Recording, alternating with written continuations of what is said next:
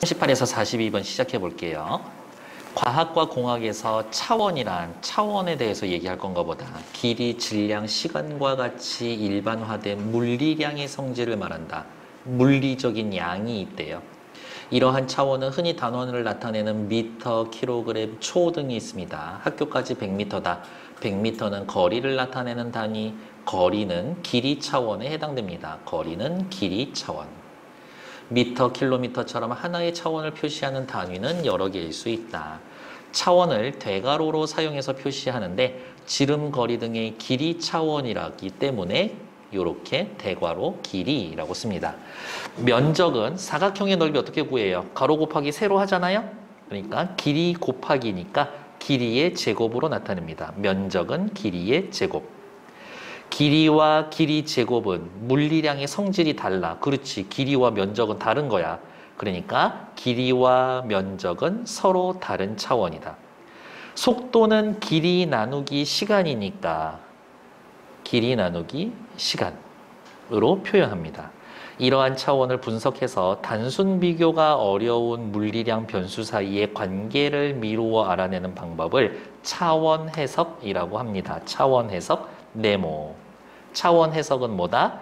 다른 물리량 변수들 사이의 관계를 알아내는 것을 차원 해석.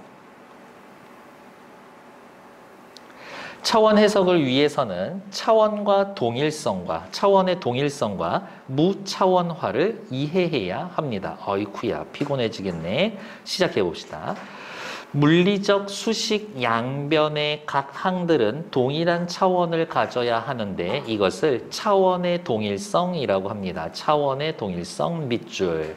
그러니까 수식 양변, 어쩌구는 저쩌구 이렇게 표현을 하려면 여기 동그라미랑 세모가 같은 차원이어야 된다라고. 예를 들면 1m는 1kg 이렇게 하면 안 된다고. 1m는 1제곱미터 이렇게 표현하면 안 된다고. 왜? 얘는 길이고 얘는 면적이니까 길이와 면적을 같아요라고 두면 안 됩니다. 차원을 맞춰줘야 돼.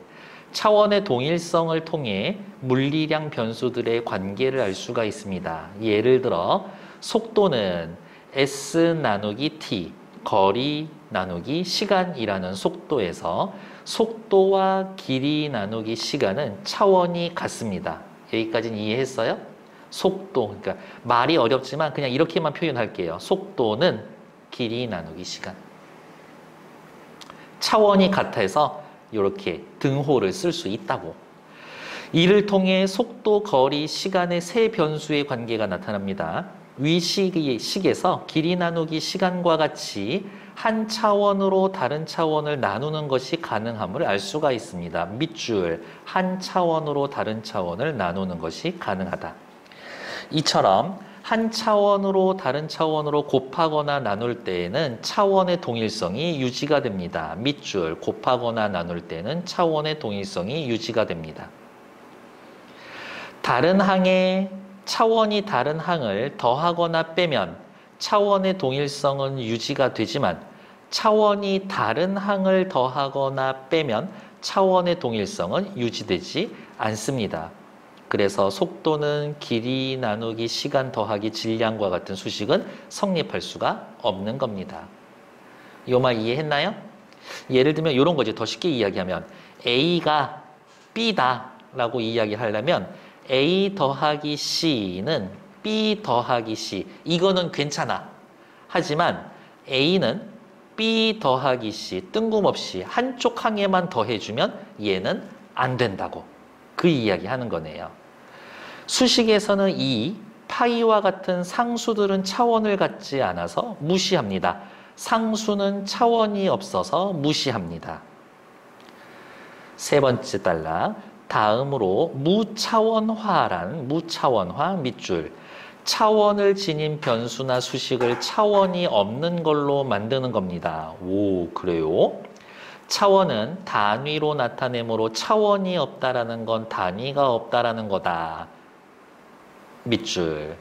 그러니까 무슨 말일까? 무차원화란 다른 말로 이야기하면 단위를 없애는 거. 간단한 무차원화 방법으로는 어떤 기준이 되는 양을 놓고 이 양과 상대적인 크기를 비교하는 것이 있습니다. 상대적인 크기를 비교한다. 밑줄. 전체 인원에서 순위가 있을 때 기준이 되는 양인 전체 인원으로 순위를 나누면 무차원화가 되어서 순위 나누기 전체 인원이 됩니다. 순위 나누기 전체 인원 하면 차원이 없어진다고. 예를 들어 참가 선수 100명 중에 10위를 했다면 100분의 10이니까 0.1. 20명 중 20위를 했다면 10 나누기 20, 0.5에 해당됩니다. 아하, 중요한 말이네요. 무차원 수는 0에서 1 사이의 값을 갖는다. 0.1과 0.5는 차원이 없어져서 상대적인 크기의 비교가 가능합니다. 자, 그러면 이거지. 100명 중 10등, 20명 중 10등 이라는 건 기본적으로 얘네들 뭐야? 차원이 달라. 차원이 다르다는 얘기는 뭐야? 120, 이게 다르다고. 하지만 차원을 없애면 무차원화 하면 100명 중 10등은 0.1, 20명 중 10등은 0.5. 이 상태는 단위가 없어. 단위가 없으니까 어떻게 할 수가 있어? 비교가 가능해. 세 번째 단락은 그냥 요 말로 정리할 수 있을 것 같아요. 됐을까? 나눠도 돼요? 나눠도 돼요. 두 번째 단락에서 나눌 수 있다라고 이야기했으니까. 네 번째 단락. 무차원화는 변수들 사이의 관계를 나타내는 더 편리합니다. 무차원화, 변수의 관계를 나타낼 때 편리하다. 이때는 차원을 가진 두 개의 변수 x, y 대신 두 변수의 기준이 되는 양으로 나누어 무차원한 후에 x, y를 기준이 되는 양으로 나누어 무차원화한 다음 라지 x, y의 관계를 그래프로 나타냅니다. x는 x 나누기 a, y는 y 나누기 b로 하면 됩니다. 괜찮나요? 네. 다섯 번째 단락. 차원의 동일성과 무차원화를 고려하며 아래 다음과 같은 차원 해석을 볼 수가 있습니다. 지상에서 질량 m인 물체를 위쪽을 향해 속도 v로 던졌을 때 도달하는 최대 높이를 구하려고 합니다. 최대 높이 h는 질량, 속도, 중력 가속도에 의해 결정될 거라고 가정합니다. 아이쿠야, 밑에다 쓸까요? h는 질량, 속도, 중력 가속도에 영향을 받을 것이다. h의 값은 각 변수들의, 그러면 m, v, g 얘네가 변수지. 이제 식을 만들 거라고요. 이러한 변수들의 거듭 제곱의 조합으로 이루어진다라고 생각할 수가 있습니다. 자, 요거를 보면서 해석만 할 수 있으면 돼요. 해석만 할 수 있으면 돼요. 쓰지는 않을 거니까 잘 들어주세요. 최대 높이는 질량, 속도, 중력 가속도의 제곱, 거듭 제곱 A, B, C로 이루어집니다. 그 뜻인 거야. 최고 속도는 질량, 최고 높이는 질량, 속도, 중력 가속도의 A, B, C 거듭 제곱으로 표현할 수 있다. 각 변수의 차원은 h는 길이고 m은 질량이고 v는 속도인데 속도는 길이 나누기 시간으로 중력 가속도는 길이 나누기 시간의 제곱으로 표현할 수가 있다. 양변의 차원이 동일해야 되기 때문에 a의 0, b의 2, c의 마이너스 1이 되면 우변에서의 길이 이외의 차원은 없어져 좌변처럼 길이가 됩니다. 그냥 이 문장 외워두는 걸로 할게요. 여기 A, B, C에 각각 0, 2, 마이너스 1을 대입하면 우변에서의 길이 차원이 없어져서 좌변처럼 길이가 된다고. 됐을까? A, B, C에 각각 0, 2, 마이너스 1 넣으면 여기 있죠. 여기가 길이로 환산이 된다고. H는 손댈 필요가 있나? 손댈 필요 없지. 어차피 길이니까. 하나인 길이 놔두고 얘 두 개의 식을 둘 다 하나의 차원으로 맞춰줄 거야. 뭘로? 길이로. 길이로 맞춰주려면 우변의 A, B, C에 얘네들 넣으면 된다고. 그래서 정리를 하면 이러한 식이 나옵니다. 라고 확인을 할게요. 이렇게. 중력 가속도 G는 정해진 값이 있기 때문에 결론적으로 이 식에서 위로 던진 높이의 최대 높이는 질량과 관계가 없고 속도의 제곱에 비례한다는 것을 알 수가 있습니다. 이 말 이해했나요? 다시 이 높이는 G는 정해져 있어. 위로 던진 최대 높이 H는 질량과 관계가 없으며 자 우변에 질량 M 있어 없어? 없지. 그러니까 질량과 관계가 없는 거지. M이 없으니까. 그쵸? 속도의 제곱에 비례합니다. 라고 되어 있는 거겠지. 이거 식 다시 쓰면 어떻게 쓸 수 있어요? 더 쉽게 쓰면 H는 C 곱하기 V 제곱 곱하기 G분의 1 아닌가?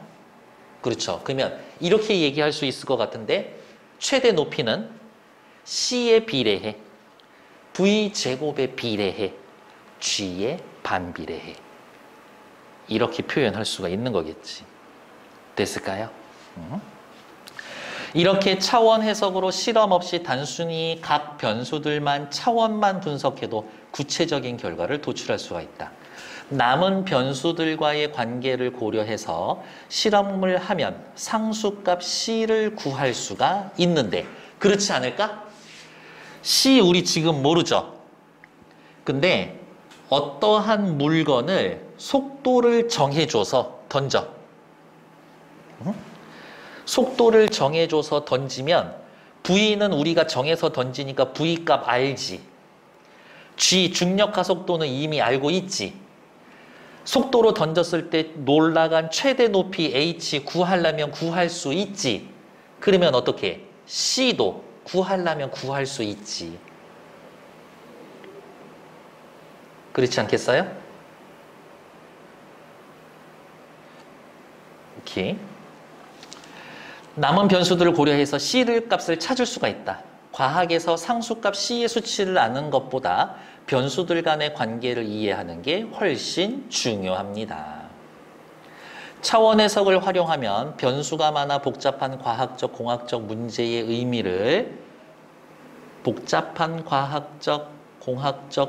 의미를 일반화하고 단순화할 수 있습니다. 차원이 달라서 비교할 수 없었던 변수들끼리 비교하는 것이 가능해집니다. 실험이나 작업량을 확실히 줄일 수가 있어요.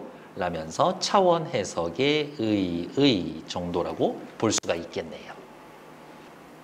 아까 안 썼네. 이게 6번 단락, 7번 단락, 8번 단락.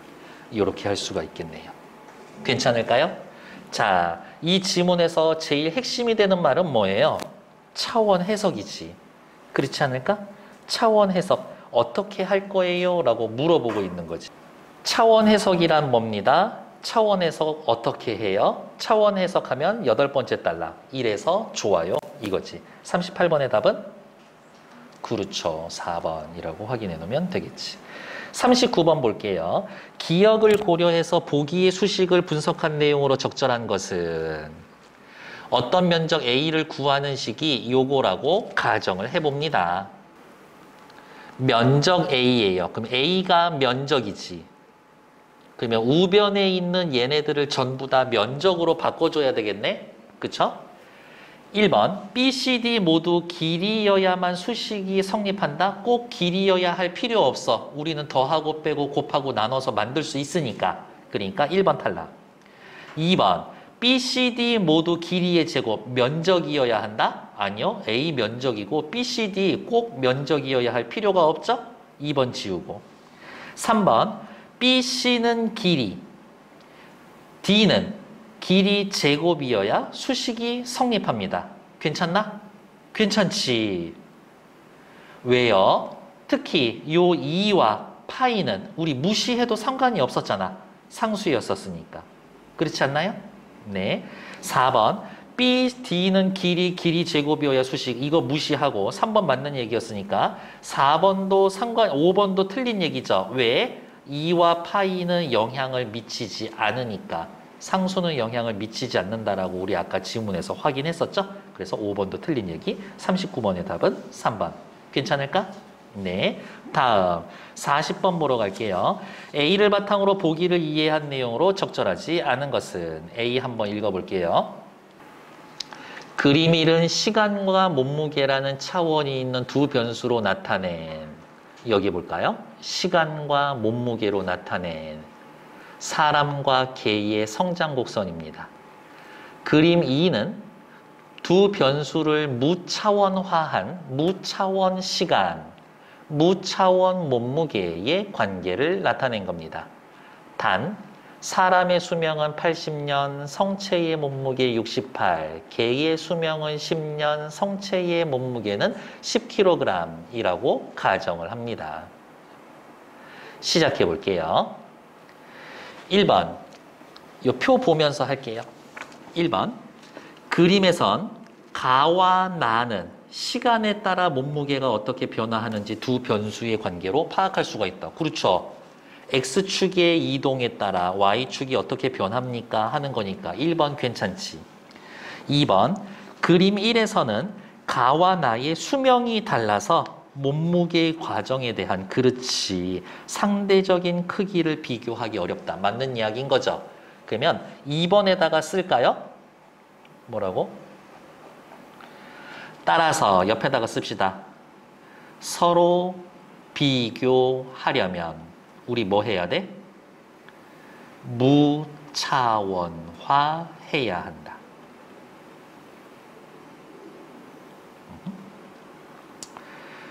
3번 볼까요? 그림 2에서는 첫 교차 지점까지를 제외하면,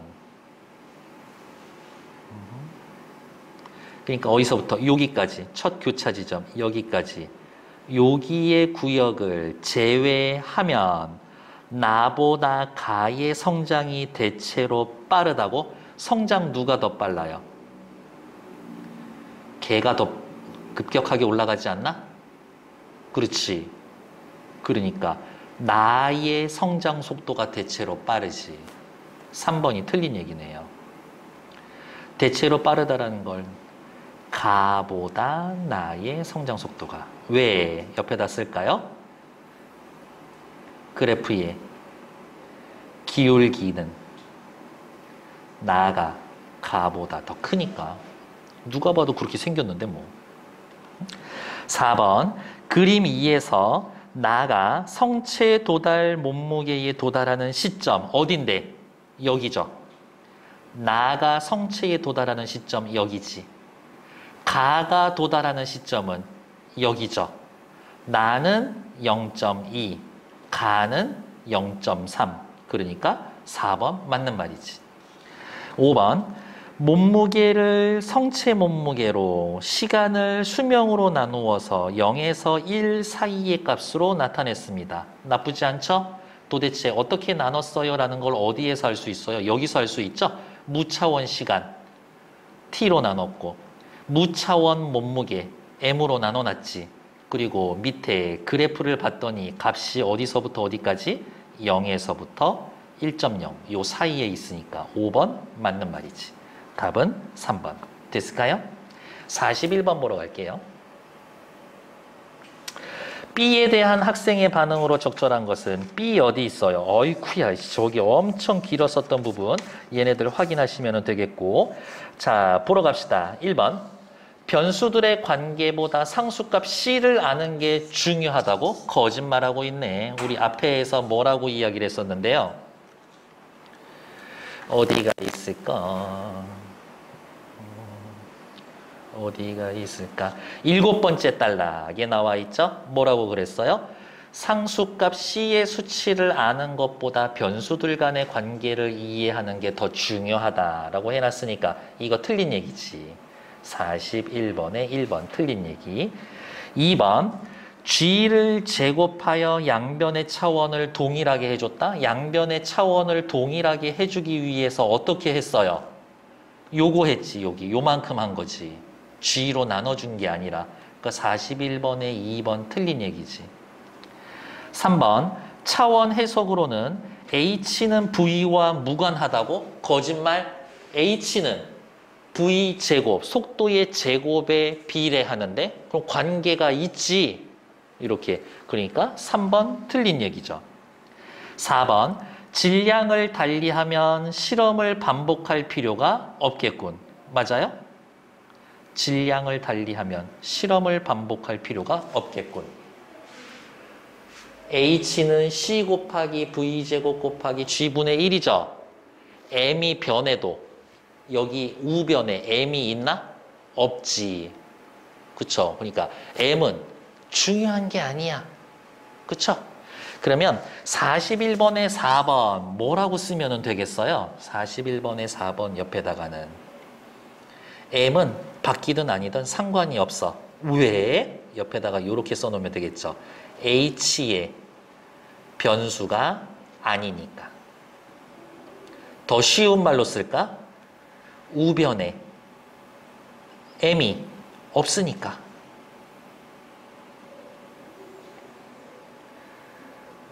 됐나요?